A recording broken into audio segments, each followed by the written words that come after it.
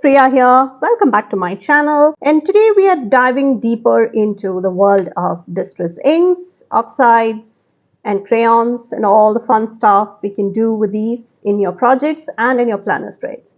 So if this is something you would like to see, if this is something you would be interested in, please stick around. So getting started, let's get to the basics first. So you may have seen me use the distress oxide and the distress inks interchangeably or together. I like to mix them up. So if you've seen my last video, which I had an October monthly, some distress inks thrown in and a distress oxide, and it created a very spooky kind of vibe, which was perfect for Halloween. I got a lot of questions, and that was the reason why I decided to do a series going deeper into that.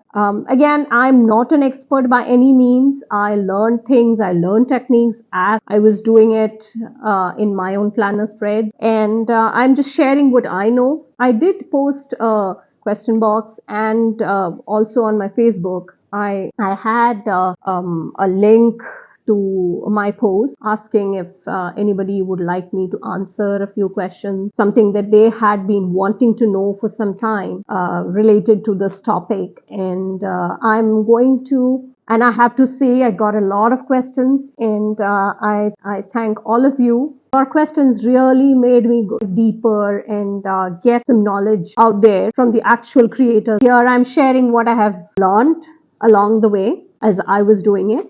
If you have any questions that I did not get to in this, please send it. Please drop it in the comment box below so that I can answer them one by one. I'm starting with a few basic questions I got, what the differences are and all of that. We'll get to that. So before all of that, I think I will start with what all do you need to get started. Again, I would say we need a blending brush. It is a brush like this. It actually has it actually has a Velcro top, and then you also have to purchase this blending foam separately. You get this separately. It's just a brush, and you have to get the foam heads separate. So this is a 20-piece pack these are all from Ranger. So this is how it comes, and this is the part you actually attach to the Velcro surface, and this is the part which you ink, whether it be the distress oxide or the ink. This is where you get the actual ink on, and you put it down like this, and this is how you attach, and you just press down on it, making sure it is all pressed. Press it down and it is stuck. You're ready to go. And the best part about these is it is washable. You just remove it. It is washable. So you need not buy like a gazillion number of blending foam heads. And so just wash it with soap and water, and the foam is as good as new for you to use with any other color or with any other medium. So it's as easy as that. So that is how we do it. And how do we, if you are like me, I already have these blending foam heads. So this is washable. Take it back. So this, you just take it out. Let me just do this one with you. So I take one of these dots, and I usually like to keep it away from here so that the color and the code, the barcode and all of that was visible. If at all I needed to get that information for something else, so I just stick it down in the middle like this, and this side, this is a part you have the ink on. So you take this side and you just stick it there. So whenever you need, just press it down firmly so that it doesn't come off. And so the next time you need the speckle leg, you have your head right there. So you just take it out, put it down like this, press it down, and there you are, ready for the ink. So that's the storage portion of it. So there we go. That is also ready. Sizes. And so it usually comes in the standard size, which is 3 inches by 3 inches. And then for the distress inks, you have these mini travel sizes, which are 1 inch by 1 inch. And it comes in a pack of 4 like this. So the distress inks, these mini sizes, it's more affordable, But unfortunately, because of the chemical formulation, it comes in only the distress ink. The distress oxide comes in the standard size, which is 3 inches by 3 inches only as of now. The chemist at the Ranger ink is working on that, but hopefully it will have the distress oxide in other sizes as well. And let's try and see how we can the differences are. So this is the antique linen in distress ink, and this is the distress oxide in scattered straw. And so right away you can see that this is more translucent, the color is visible, whereas the oxide is very opaque. And that's because this is purely dye based. This is entirely dye, whereas the distress oxide is a combination of dye and pigment. That's why it would give you a more softer, smoother blend, because it's more like a chalk-like when you have it on paper, chalk-like appearance. There is no chalk content in there, but it gives you that because of the chemical formulation, it looks like a chalk. Whereas this one, the distress inks, it's more translucent and it is not very suitable for darker paper, whereas the distress oxide, that's the one tip. If you are doing blackout spreads, especially this month, if you are looking for spooky blackout spreads which are like really spooky and creepy and all that, you might want to pick distress oxide. For the distress inks, you get a much deeper, more saturated, darker ink on the paper. So with that mere look, you can say that you can see just the saturated ink in there. I think a darker color would be good for these. Yeah, so with the blue, I think it's more visible. So this is the blueprint sketch. So you can see how saturated that color is. And whereas this one, it is opaque. This is the salty ocean. This is perfect for those summer spreads. I had done a spread on Caitlin stickers this summer, and last year I had done one with Planet Derby stickers. Yeah, for the ocean, the beachy spreads, the summery beachy vibes, perfect for those. And I think I had I will put the couple of spreads I had done last year and this year. I will have the pictures up here. And this one is definitely, both of them react to water, but the reaction is slightly different. You can really use it for different things, as in you can do, because of the pigment content in here. Remember, the distress oxide has the dye and the pigment in here, whereas the distress ink, it's just dye based. So because of the pigment presence in here, it gives you more reaction to water. Even after the ink has dried, it reacts to water. So just imagine the possibilities out there. But I'm not sure, you might want to test it out on actual watercolor paper. So let's get testing on that. And I will also be doing the testing on Happy Planner. I will just do some filler paper might be, because so I will try and test it out on Happy Planner filler paper. And before we finish with the basics, I would also like to tell you that you actually might need to protect your table. This is actually a precision glass cutting mat from We Are Memory Keepers, and this is actually a perfect medium because you can clean it entirely with baby wipes or paper towels. And this is something I would recommend. Just pick it up. It's nothing urgent. And the glass cutting mat, I love it for crafty purposes, including I use it for making cards for my friends. You can cut them. You can do anything crafty on here. So this is something I would really look out for if you are more crafty, because this comes in very handy. It protects your surfaces like anything. Perfect. Yeah, so let's get to the testing now. So since we are doing it for the purposes of using it in our planners, I'm testing it out on Happy Planner filler paper, plain dot grid paper, and this is actually my watercolor drawing pad. Here is, I test out the different techniques I'm learning and all of that. This, I believe I had shared it somewhere on IG. I was perfecting my pumpkin all the not so pretty pages of my practice book. This I believe I had shared long time back, and this I had prepped for painting something and I never got to it. Here were some of my florals, and tried out a sunflower. Did not turn out that great, but it was okay. More pumpkins with more a shimmer to it, some more twigs and branches and all of that. So this paper came from this pad, so we'll test out on this as well.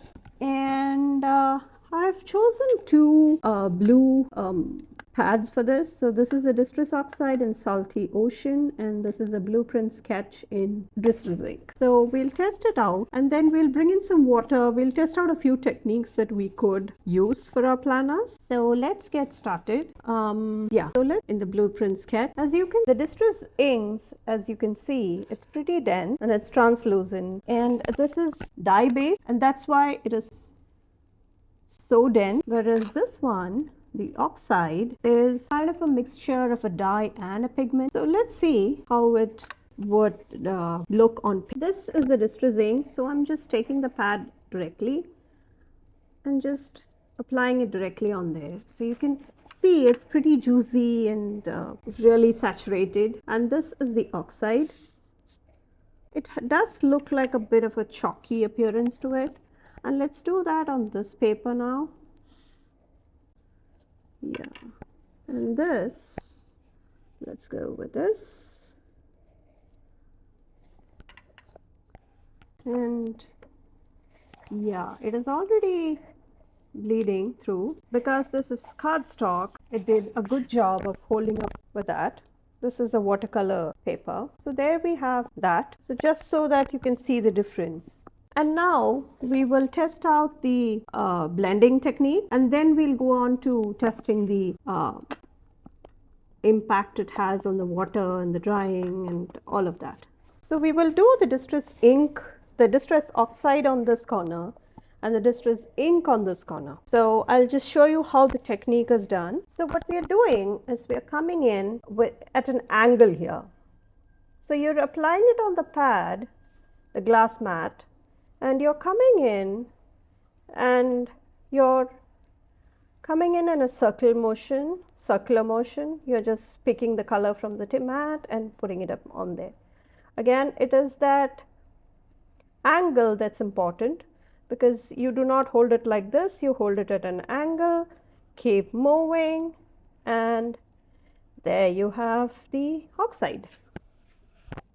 So now coming to the Distress ink, again the same technique.